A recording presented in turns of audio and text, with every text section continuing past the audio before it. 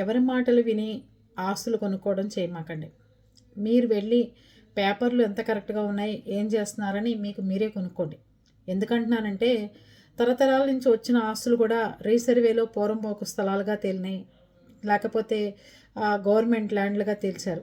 అలాంటిది యూట్యూబర్స్ చెప్తున్నారనో, ఇన్ఫ్లుయెన్సర్లు చెప్తున్నారనో, మేము అక్కడ కొనుక్కున్నాం మీరు కూడా రండి చక్కగా మాతో పాటు అని చెప్తున్నారనో, హీరోలు చెప్తున్నారనో దయచేసి మీ విలువైన టైంని, మీ విలువైన డబ్బుని తీసుకెళ్ళి బూడిదలో పోసుకోమాకండి.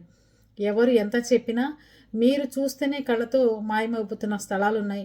మీరుంటున్న అపార్ట్మెంట్కే వేరే వాళ్ళు లోన్ తెచ్చుకున్న పరిస్థితులు ఉన్నాయి. మీరున్న భూమిలోనే ఇంకోటి కబ్జాకు వస్తున్న పరిస్థితులు ఉన్నాయి.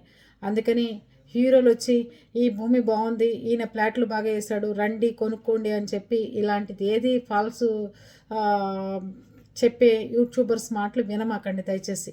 అర్థమైందా? మనం మొన్న కూడా అప్పుడు కూడా చూసాం, మీరు ఇంట్లో ఉండే వర్క్ చేసుకోవచ్చు, చక్కగా నెలకింతని సంపాదించుకోండి అమ్మా అని చెప్పారు. తర్వాత ఏం చేశారు? చేతులు ఎత్తేసారు. మళ్ళీ అదే మనుషులు వచ్చి మళ్ళీ మీరు స్థలాలు కొనుక్కోండి అని చెప్తుంటే మీరు ఎలా నమ్ముతారు చెప్పండి? ఎవరు నమ్మకండి. ఎదురు వాళ్ళు చెప్పిన మాటలు నమ్మద్దు, మీరు బురదలో పడమాకండి. ఓకేనా?